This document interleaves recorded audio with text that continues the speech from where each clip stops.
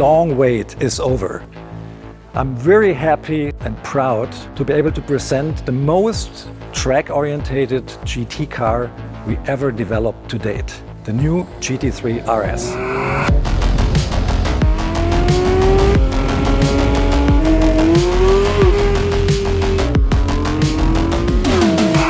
One thing when you first look at the car is very obvious. It's all about aerodynamics. It looks very much like a race car, and it has aerodynamic values, downforce values, that are double as much as we had from the predecessor. That means at 285 kilometers per hour, there's 860 kilos of downforce on the car. And even at 200 kilometers per hour, we have 410 kilograms. That is a lot, and that helps a lot on cornering speeds, especially in high-speed corners. And how did we achieve that? Active aerodynamics.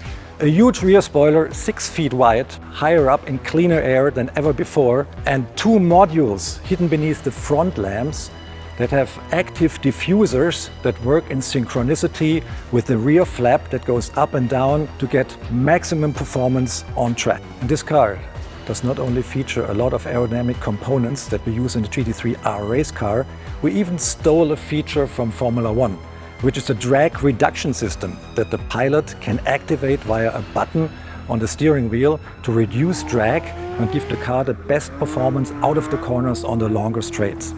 Everything on the car has a function. If we start with these nostrils here on the front hood, they're there to guide the air that exits from the radiator, which is hot, to the sides of the car, to both sides of the car, and keep the air outward of the center section where the intake system of the car is located. The cooler the air, the more oxygen we have, the more power the car can produce.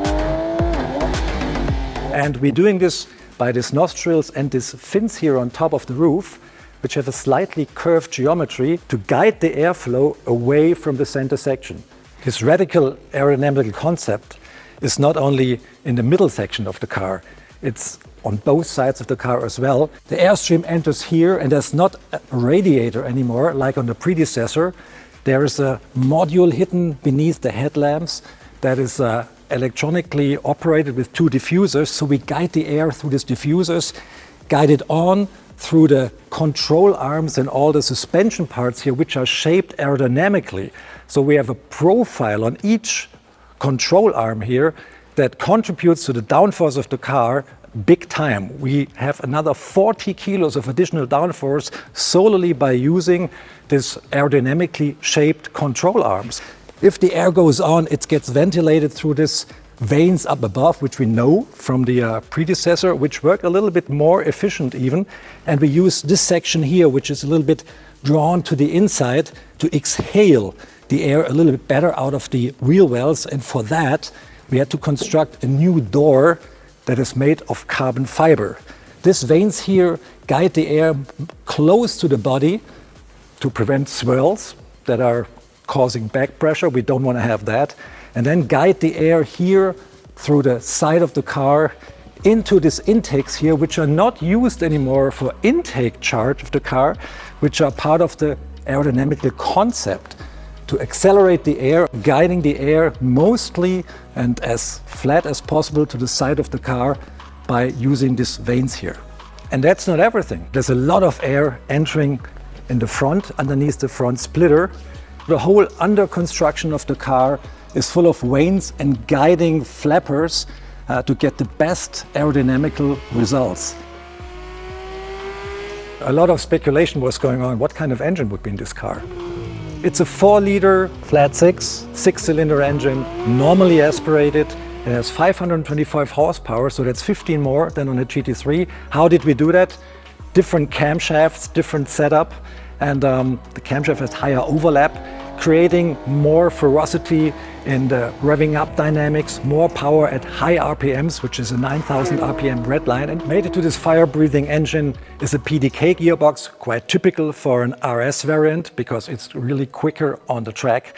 And this gearbox has a shorter final drive if you compare it to the GT3's unit to compensate the bigger wheels. 335 section tires, wider track, all ball-jointed multi-link rear axle, the newest generation of race dampers in this car, and this is neatly mated to the front end of the car, which has a 275 tire, a wider track than on the GT3 by 29 millimeters, and whole bespoke new wheel guiding components like the control arms or the wheel knuckles.